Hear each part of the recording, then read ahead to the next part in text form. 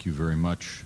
Our final witness is also using an assumed name, and again we ask our friends in the media to respect the need for her to protect her family. And we finally call on Naira to testify. Mr. Chairman and members of the committee, my name is Naira, and I just came out of Kuwait.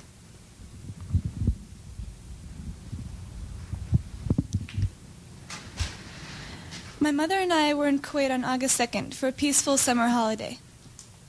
My older sister had a baby on July 29th, and we wanted to spend some time in Kuwait with her. I only pray that none of my 10th grade classmates had a summer vacation like I did. I may have wished sometime that I could be an adult, that I could grow up quickly. What I saw happen to the children of Kuwait and to my country has changed my life forever. It has changed the life of all Kuwaitis, young and old. We are children no more.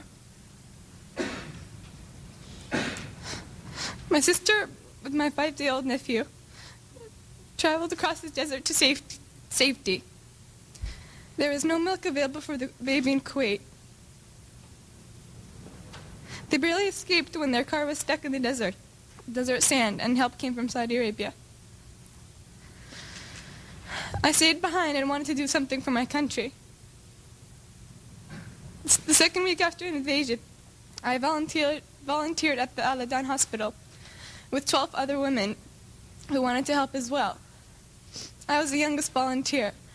The other women were from 20 to 30 years old. While I was there, I saw the Iraqi soldiers come into the hospital with guns. They took the babies out of the incubators, and left the children to die on the cold floor. It was horrifying. I could not help but think of my nephew, who, if born premature, might have died that day as well. After I left the hospital, some of my friends and I distributed flyers condemning the Iraqi invasion until we were warned we might be killed if the Iraqis saw us. The Iraqis have destroyed everything in Kuwait. They stripped the supermarkets of food, the pharmacies of medicine, the factories of medical supplies, ransacked our houses, and tortured neighbors and friends. I saw and talked to a friend of mine after his torture and released by the Iraqis. He is 22, but he looked as though he could have been an old man. The Iraqis dunked his head into a swimming pool until he almost drowned. They pulled out his fingernails and applied electric shock to sensitive private parts of his body. He was lucky to survive.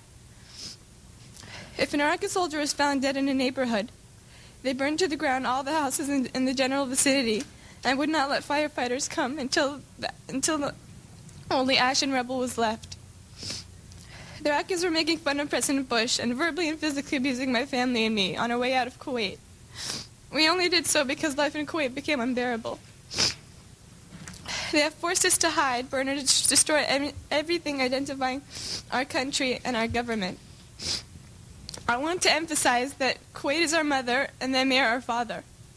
We repeated this on the roofs of our houses in Kuwait until the Iraqis began shooting at us. And we shall repeat it again. I am glad I am 15, old enough to remember Kuwait before Saddam Hussein destroyed it, and young enough to rebuild it. Thank you. Naira, thank you. And let me thank all of our witnesses. We've passed 8 years in the existence of the Congressional Human Rights Caucus. We've had scores of hearings about human rights abuses throughout the world. And I know my co-chairman, Tom Lantos, will join me in telling you that we have never heard, in all this time, in all circumstances, a record of inhumanity and brutality and sadism as the ones that the witnesses have given us today.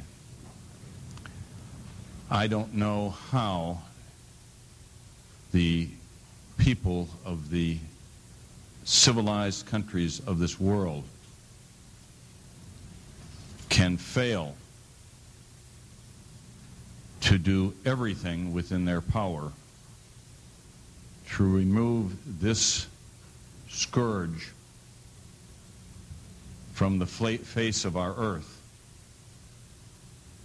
And the witnesses, by providing to us eyewitness accounts and reports detailing the conduct of the Iraqi soldiers under the command of Saddam Hussein, have done a great service to their country and to ours and to all countries of the world, who must join together and take whatever action may be necessary to free the people of Kuwait from this aggression and brutality. Tom Lantos.